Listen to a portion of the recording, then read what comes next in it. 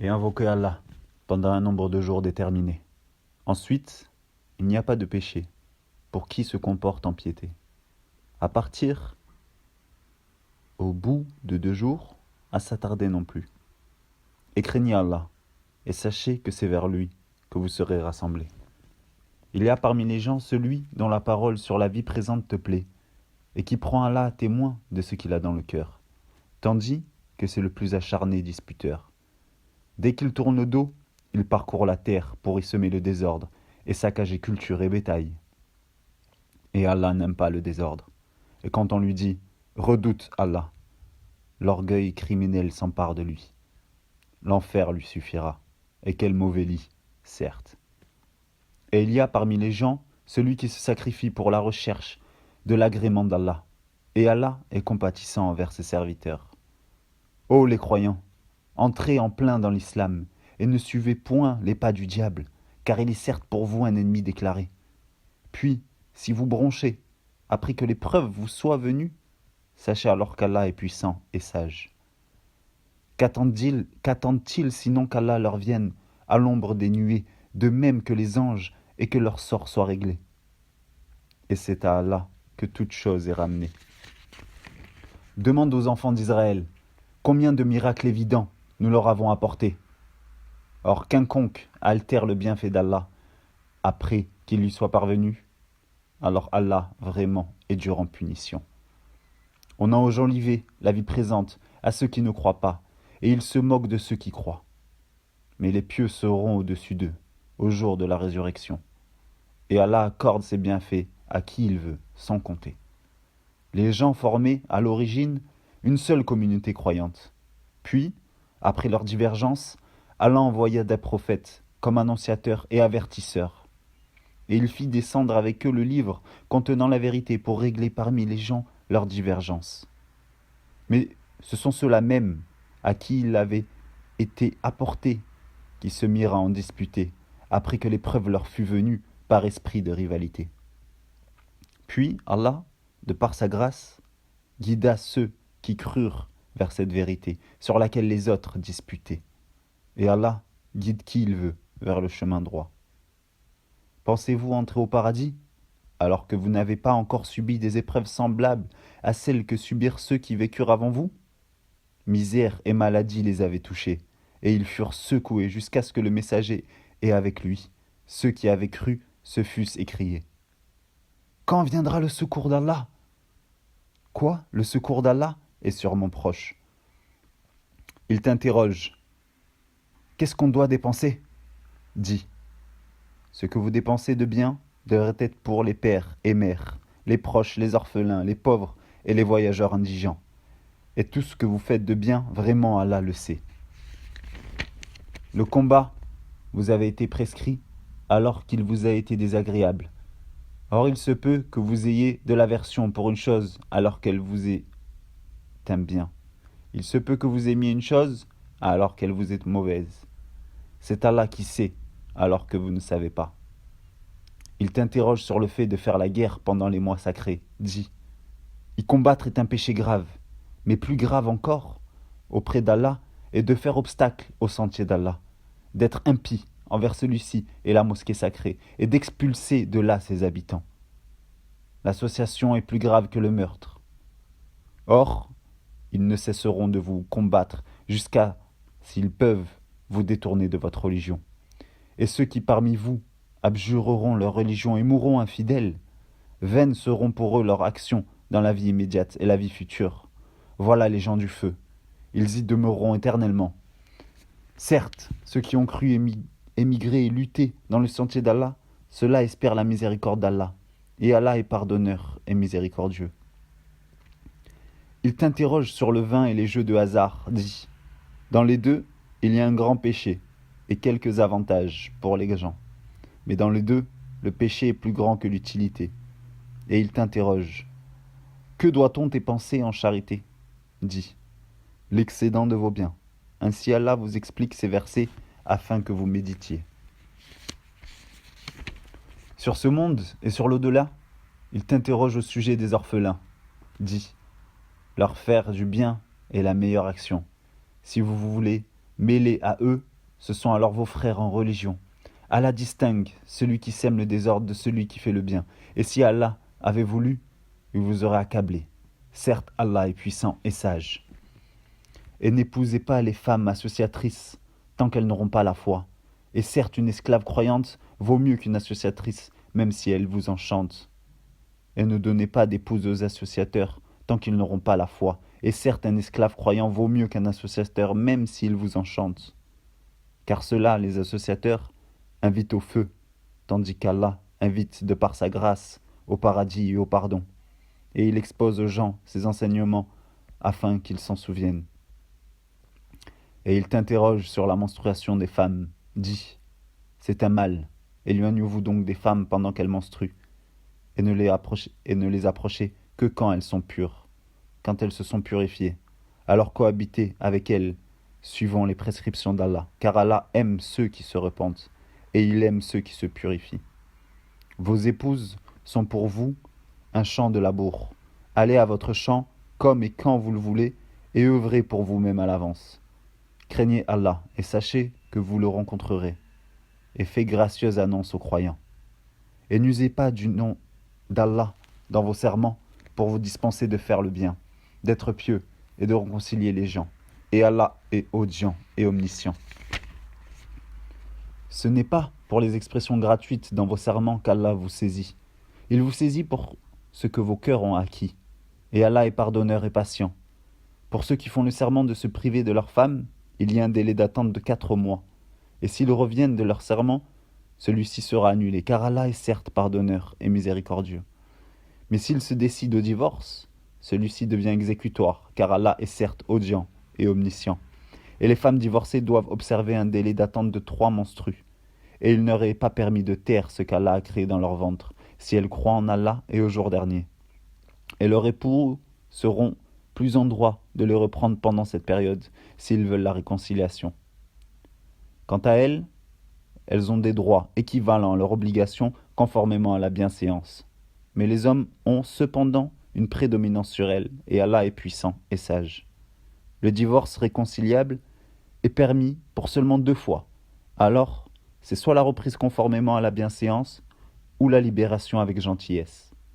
Et il ne vous est pas permis de reprendre quoi que ce soit de ce que vous leur aviez donné, à moins que tous les deux ne craignent de ne point pouvoir se conformer aux ordres imposés par Allah. Si donc vous craignez que tous les deux ne puissent se conformer aux ordres d'Allah, alors ils ne commettent aucun péché. Si la femme se rachète avec quelques biens, voilà les ordres d'Allah. Ne les transgressez donc pas. Et ceux qui transgressent les ordres d'Allah, ceux-là sont les injustes. S'il divorce avec elle la 3e fois, alors elle ne lui sera plus licite tant qu'elle n'aura pas épousé un autre. Et si ce dernier la répudie, alors les deux ne commettent aucun péché en reprenant la vie commune. Pour vous, pourvu qu'ils pensent pourvoir tous deux se conformer aux ordres d'Allah. Voilà les ordres d'Allah qu'il expose aux gens qui comprennent. Et quand vous divorcez d'avec vos épouses et que leur délai expire, alors reprenez-les conformément à la bienséance ou libérez-les conformément à la bienséance. Mais ne les retenez pas pour leur faire du tort. Vous transgresseriez alors et quiconque agit ainsi se fait du tort à lui-même. Ne prenez pas en moquerie les versets d'Allah et rappelez-vous le bienfait qu'Allah a envers vous, ainsi que le livre et la sagesse qu'il vous a fait descendre, par lesquels vous exhorte. Et craignez Allah et sachez qu'Allah est omniscient. Et quand vous divorcez d'avec vos épouses et que leur délai approche, alors ne les empêchez pas de renouer avec leur époux. S'ils agréent l'un l'autre et conformément à la bienséance, voilà à quoi est exhorté celui d'entre vous qui croit en Allah et au jour dernier. Ceci est plus décent et plus pur pour vous, et Allah sait alors que vous ne savez pas. Et les mères qui veulent donner un allaitement complet allaiteront leur bébé 2 ans complets. Au père de l'enfant de les nourrir et vêtir de manière convenable. Nul ne doit supporter plus que ses moyens. La mère n'a pas à subir de dommages à cause de son enfant, ni le père à cause de son enfant. Même l'obligation pour l'héritier. Et si, après s'être consultés, tous deux tombent d'accord pour décider les sevrages, nul grief à leur faire. Et si vous voulez mettre vos enfants en nourrice, nul grief à vous faire non plus. à condition que vous acquittez la rétribution convenue conformément à l'usage. Et craignez Allah, et sachez qu'Allah observe ce que vous faites. Ceux des vôtres que la mort frappe et qui laissent des épouses, celles-ci doivent observer une période d'attente de 4 mois et 10 jours. Passé ce délai, on ne vous rapprochera pas la façon dont elles disposeront d'elles-mêmes d'une manière convenable. Allah est parfaitement connaisseur de ce que vous faites. Et on ne vous reprochera pas de faire aux femmes allusion à une proposition de mariage ou d'en garder secrète l'intention. Allah sait que vous allez songer à ces femmes, mais ne leur promettez rien secrètement, sauf à leur dire des paroles convenables. Et ne vous décidez au contrat de mariage qu'à l'expiration du délai prescrit. Et sachez qu'Allah saisit ce qu'il y a dans vos âmes. Prenez donc garde à lui. Et sachez qu'aussi qu'Allah est pardonneur et plein de mansuétude. Vous ne faites point de péché en divorçant d'avec des épouses que vous n'avez pas touchées et à qui vous n'avez pas fixé leur mâle. Donnez-leur toutefois l'homme aisé selon sa capacité, l'indigent selon sa capacité, quelques biens convenables dont elles puissent se jouir. C'est un devoir pour les bienfaisants. Et si vous divorcez d'avec elles sans les avoir touchées, mais après fixation de leur mare, versez-leur alors la moitié de ce que vous avez fixé, à moins qu'elles ne s'en désistent, ou que ne se désiste celui entre les mains de qui est la conclusion du mariage. Le désistement est plus proche de la piété. Et n'oubliez pas votre faveur mutuelle, car Allah voit parfaitement ce que vous faites. Soyez assidus au salat, et surtout la salat médiane, et tenez-vous debout devant Allah avec humilité. Mais si vous craignez un grand danger, alors priez en marchant, ou sur vos montures, puis quand vous êtes en sécurité, invoquez Allah, comme il vous a enseigné ce que vous ne saviez pas. Ceux d'entre vous que la mort frappe et qui laissent des épouses, doivent laisser un testament en faveur de leur épouse, pourvoyant à 1 an d'entretien sans les expulser de chez elles. Si ce sont elles qui partent, alors on ne vous reprochera pas ce qu'elles font de convenable pour elles-mêmes. Allah est puissant et sage. Les divorcés ont droit à la jouissance d'une location convenable, constituant un devoir pour les pieux. C'est ainsi qu'Allah vous explique ces versets afin que vous raisonniez. N'as-tu pas vu ceux qui sortirent de leur demeure? Il y en avait des milliers, par crainte de la mort. Puis Allah leur dit, mourrez. Après quoi, il les rendit à la vie. Certes, Allah est détenteur de la faveur envers les gens, mais la plupart des gens ne sont pas reconnaissants. Et combattez dans le sentier d'Allah. Et sachez qu'Allah est audient et omniscient. Quiconque prête à Allah de bons prêts, il le lui rendra multiplié plusieurs fois. Allah restreint ou étend ses faveurs, et c'est à lui que vous retournerez. N'as-tu pas su l'histoire des notables parmi les enfants d'Israël, lorsqu'après Moïse, ils dirent à un prophète à eux, « Désigne-nous un roi, pour que nous nous combattions dans le sentier d'Allah. » Il dit, « Et si vous ne combattez pas quand le combat vous sera prescrit ?» Ils dirent, « Et qu'aurions-nous à ne pas combattre dans le sentier d'Allah, alors qu'on nous a expulsés de nos maisons et qu'on a capturé nos enfants ?» Et quand le combat leur fut prescrit, ils tournèrent le dos, sauf un petit nombre d'entre eux. Et Allah connaît bien les injustes. Et leur prophète leur dit, « Voici qu'Allah vous a envoyé Talut pour roi. » Ils dirent, « Comment régnerait-il sur nous? Nous avons plus de droits que lui à la royauté. On ne lui a même pas prodigué beaucoup de richesses. » Il dit, « Allah vraiment l'a élu sur vous et a accru sa part quant au savoir et à la condition physique. Et Allah alloue son pouvoir à qui il veut. Allah a la grâce immense et il est omniscient. » Et leur prophète leur dit, « Le signe de son investiture sera que le coffre va vous revenir, objet de quiétude inspiré par votre Seigneur, et contenant les reliques de ce que laissèrent la famille de Moïse et la famille d'Aaron. Les anges le porteront. Voilà bien là un signe pour vous, si vous êtes croyants. » Puis au moment de partir avec les troupes, Talut dit, « Voici, Allah va vous éprouver par une rivière. Quiconque y boira ne sera plus des miens, et quiconque n'y goûtera pas sera des miens. Passe pour celui qui y puisera un coup dans le creux de sa main. » Ils en burent sauf un petit nombre d'entre eux. Puis lorsqu'ils eurent traversé, lui et ceux des croyants qui l'accompagnaient, ils dirent, « Nous voilà sans force aujourd'hui contre Goliath et ses troupes. » Ceux qui étaient convaincus qu'ils auront à rencontrer Allah dirent, « Combien de fois une troupe peu nombreuse a, par la grâce d'Allah, vaincu une troupe très nombreuse, et avec les endurants.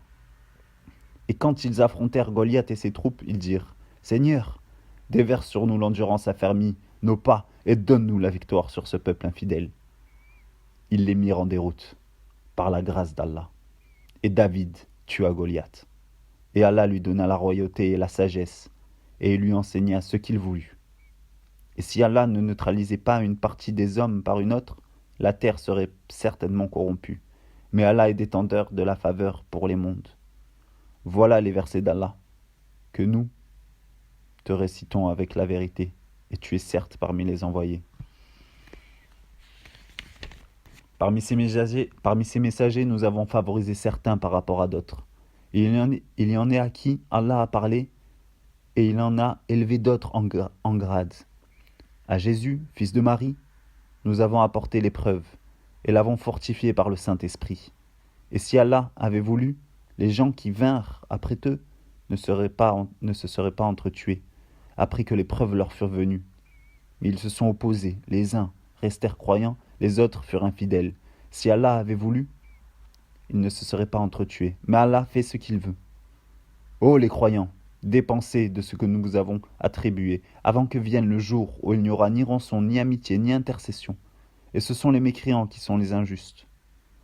Allah, point de divinité à part lui, le vivant, celui qui subsiste par lui-même, El-Qayoum. Ni somnolence, ni sommeil ne le saisissent. À lui appartient tout ce qui est dans les cieux et sur la terre, qui peut intercéder auprès de lui sans sa permission. Il connaît leur passé et leur futur, et de sa science, il n'embrasse que ce qu'il veut. Son trône, Kursi, déborde les cieux et la terre, dont la garde ne lui coûte aucune peine. Et il est le Très-Haut, le Très-Grand. Nulle contrainte en religion, car le bon chemin s'est distingué de l'égarement. Donc quiconque mécroit ou rebelle, tandis qu'il croit en Allah, saisit l'anse la plus solide, qui ne peut se briser. Et Allah est audient et omniscient. Allah est le défenseur de ceux qui ont la foi. Il les fait sortir des ténèbres à la lumière. Quant à ceux qui ne croient pas, ils ont pour défenseurs les tagoutes, qui les font sortir de la lumière aux ténèbres. Voilà les gens du feu, où ils demeureront, où ils demeurèrent éternellement. N'as-tu pas su l'histoire de celui qui, parce qu'Allah l'avait fait roi, argumenta contre Abraham au sujet de son Seigneur? Abraham ayant dit, j'ai pour Seigneur celui qui donne la vie et la mort. Moi aussi, dit l'autre, je donne la vie et la mort. Alors dit Abraham, puisqu'Allah fait venir le soleil du levant, fais-le donc venir du couchant. Le mécréant resta alors confondu. Allah ne guide pas les gens injustes. Ou comme celui qui passait par un village désert et dévasté. Comment Allah va-t-il redonner la vie à celui-ci après sa mort, dit-il. Allah donc le fit mourir et le garda ainsi pendant 100 ans. Puis il le ressuscita en disant, combien de temps as-tu demeuré ainsi? Je suis resté un jour, dit l'autre, ou une partie d'une journée. Non, dit Allah, tu es resté 100 ans. Regarde donc ta nourriture et ta boisson. Rien ne s'est gâté, mais regarde ton âne. Et pour faire de toi un signe pour les gens, et regarde ses ossements, comment nous les assemblons, et les revêtons de chair. Et devant l'évidence, il dit, je sais qu'Allah est omnipotent. Et quand Abraham dit, Seigneur, montre-moi comment tu ressuscites les morts. Allah dit, ne crois-tu pas encore? Si, dit Abraham, mais que mon cœur soit rassuré. Prends donc, dit Allah, 4 oiseaux, apprivoise-les et coupe-les, puis, sur des monts séparés, mets-en un fragment. Ensuite appelle-les. Ils viendront à toi en toute hâte. Et sache qu'Allah est puissant et sage. Ceux qui dépensent leurs biens dans le sentier d'Allah ressemblent à un grain d'où naissent 7 épis, à 100 grains l'épi. Car Allah multiplie les récompenses à qui il veut, et la grâce d'Allah est immense, et il est omniscient. Ceux qui dépensent leurs biens dans le sentier d'Allah sans faire suivre leur largesse, ni d'un rappel, ni d'un tort, auront leur récompense auprès de leur Seigneur. Nulle crainte pour eux, et ils ne seront point affligés. Une parole agréable et un pardon valent mieux qu'une aumône suivie d'un tort. Allah n'a besoin de rien, et il est indulgent.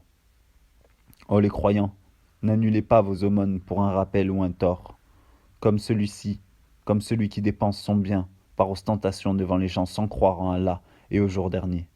Il ressemble à un rocher recouvert de terre qu'une averse l'atteigne et le laisse dénué. De pareils hommes ne tirent aucun profit de leurs actes, et Allah ne guide pas les gens mécréants. Et ceux qui dépensent leurs biens cherchant l'agrément d'Allah, bien rassurés de sa récompense, ils ressemblent à un jardin sur une colline. Qu'une averse l'atteigne, il double ses fruits. À défaut d'une averse qui l'atteint, c'est la rosée. Et Allah voit parfaitement ce que vous faites. L'un de vous aimerait-il avoir un jardin de dattiers et de vignes sous lequel coulent les ruisseaux, et qui lui donne toute espèce de fruits, que la vieillesse le rattrape, tandis que ses enfants sont encore petits, et qu'un tourbillon contenant du feu s'abatte sur son jardin et le brûle? Ainsi Allah vous explique les signes, afin que vous méditiez. Ô les croyants, dépensez des meilleures choses que vous avez gagnées, et des récoltes que nous avons fait sortir de la terre pour vous. Et ne vous tournez pas vers ce qui est vil pour en faire dépense. Ne donnez pas en ce que vous-même n'accepteriez qu'en fermant les yeux. Et sachez qu'Allah n'a besoin de rien, et qu'il est digne de louange. Le diable vous fait craindre l'indigence et vous commande des actions honteuses, tandis qu'Allah vous promet pardon en faveur venant de lui. La grâce d'Allah est immense, et il est omniscient. Il donne la sagesse à qui il veut, et celui à qui la sagesse est donnée, vraiment, c'est un bien immense qui lui est donné. Mais les doués d'intelligence seulement s'en souviennent. Quelles que soient les dépenses que vous avez faites, ou le vœu que vous avez voué, Allah le sait. Et pour les injustes, pas de secoureur. Si vous donnez ouvertement vos aumônes, c'est bien. C'est mieux encore pour vous si vous êtes discret avec elles et vous les donniez aux indigents. Allah effacera une partie de vos méfaits. Allah est parfaitement connaisseur de ce que vous faites. Ce n'est pas à toi de les guider vers la bonne voie, mais c'est Allah qui guide qui il veut. Et tout ce que vous dépensez de vos biens sera à votre avantage, et vous ne dépenserez que pour les recherches de la face, d'Allah. Et tout ce que vous dépensez de vos biens dans les bonnes œuvres vous sera récompensé pleinement, et vous ne serez pas lésés. Aux nécessiteux qui se sont confinés dans le sentier d'Allah, ne pouvant pas parcourir le monde, et que l'ignorant croit riche parce qu'ils ont honte de mendier, tu les reconnaîtras à leur aspect. Ils n'importunent personne en mendiant. Et tout ce que vous dépensez de vos biens, Allah le sait parfaitement. Ceux qui, de nuit et de jour, en secret et ouvertement dépensent leurs biens dans les bonnes œuvres, ont leur salaire auprès de leur Seigneur. Ils n'ont rien à craindre et ils ne seront point affligés. Ceux qui mangent, pratiquent de l'intérêt usuraire, ne se tiennent au jour du jugement dernier que comme se tient celui que le toucher de Satan a bouleversé. Cela parce qu'ils disent « Le commerce est tout à fait comme l'intérêt », alors qu'Allah a rendu licite le commerce et illicite l'intérêt. Celui donc qui cesse dès que lui est venue une exhortation de son Seigneur peut conserver ce qu'il a acquis auparavant, et son affaire dépend d'Allah. Mais quiconque récidive, alors les voilà, les gens du feu. Ils y demeureront éternellement. Allah anéantit l'intérêt usuraire et fait fructifier les aumônes. Et Allah n'aime pas le mécréant pécheur. Ceux qui ont la foi, ont fait des bonnes œuvres, accompli la salat et acquitté la zakat, auront certes leur récompense auprès de leur Seigneur. Pas de crainte pour eux, et ils ne seront point affligés. Ô les croyants, craignez Allah et renoncez aux reliquats de l'intérêt usuraire, si vous êtes croyants. Et si vous ne le faites pas, alors recevez l'annonce d'une guerre de la part d'Allah et de son messager. Et si vous vous repentez, vous aurez vos capitaux. Vous ne léserez personne et vous ne serez point lésés. À celui qui est dans la gêne, accordez un sursis jusqu'à ce qu'il soit dans l'aisance. Mais s'il est mieux pour vous de faire remise de la dette par charité, si vous saviez. Et craignez le jour où vous serez ramenés vers Allah. Alors chaque âme sera pleinement rétribuée de ce qu'elle aura acquis, et ils ne seront point lésés. Ô les croyants, quand vous contractez une dette à échéance déterminée, mettez-la en écrit, et qu'un scribe l'écrive. Entre vous, en toute justice, un scribe n'a pas à refuser d'écrire selon ce qu'Allah l'a enseigné. Qu'il décrive donc et que dicte le débiteur. Qu'il craigne Allah, son Seigneur, et se garde d'en rien diminuer. Si le débiteur est gaspilleur ou faible, ou incapable de dicter lui-même que son représentant dicte, alors en toute justice, faites-en témoigner par 2 témoins d'entre vos hommes. Et à défaut de 2 hommes, un homme et deux femmes, d'entre ceux que vous agréez comme témoins, en sorte que si l'une d'elles s'égare, l'autre puisse lui rappeler, et que les témoins ne refusent pas quand ils sont appelés. Ne vous lassez pas d'écrire la dette, ainsi que son terme, qu'elle soit petite ou grande. C'est plus équitable auprès d'Allah, et plus droit pour le témoignage, et plus susceptible d'écarter les doutes. Mais s'il s'agit d'une marchandise présente que vous négociez entre vous, dans ce cas, il n'y a pas de péché à ne pas l'écrire. Mais prenez des témoins lorsque vous faites une transaction entre vous, et qu'on ne fasse aucun tort à aucun scribe, ni à aucun témoin. Si vous le faisiez, cela serait une perversité en vous. Et craignez Allah, alors Allah vous enseigne, et Allah est omniscient. Mais si vous êtes en voyage et ne trouvez pas de scribe, un gage reçu suffit. S'il y a entre vous une confiance réciproque, que celui à qui on a confié quelque chose la restitue, et qu'il craigne Allah, son Seigneur, et ne cachez pas le témoignage qu'inconque les cache à certains cœurs pécheurs. Allah de ce que vous faites est omniscient. C'est à Allah qu'appartient tout ce qui est dans les cieux et sur la terre, que vous manifestiez ce qui est en vous ou que vous le cachiez. Allah vous en demandera compte. Puis il pardonnera à qui il veut et châtiera qui il veut, et Allah est omnipotent. Le messager a cru en ce qu'on a fait descendre vers lui venant de son Seigneur, et aussi les croyants, tous ont cru en Allah, en ses anges, à ses livres et en ses messagers, en disant « Nous ne faisons aucune distinction entre ces messagers. » Et ils ont dit « Nous avons entendu et obéi. Seigneur, nous implorons ton pardon. C'est à toi que sera le retour. » Allah n'impose à aucune âme une charge supérieure à sa capacité. Elle sera récompensée du bien qu'elle aura fait, punie du mal qu'elle aura fait. Seigneur, ne nous châtie pas s'il nous arrive d'oublier ou de commettre une erreur. Seigneur, ne nous charge pas d'un fardeau lourd, comme tu as chargé ceux qui vécurent avant nous. Seigneur, ne nous impose pas ce que nous ne pouvons supporter. Efface nos fautes, pardonne-nous et fais-nous miséricorde. Tu es notre Maître, accorde-nous donc la victoire sur les peuples infidèles.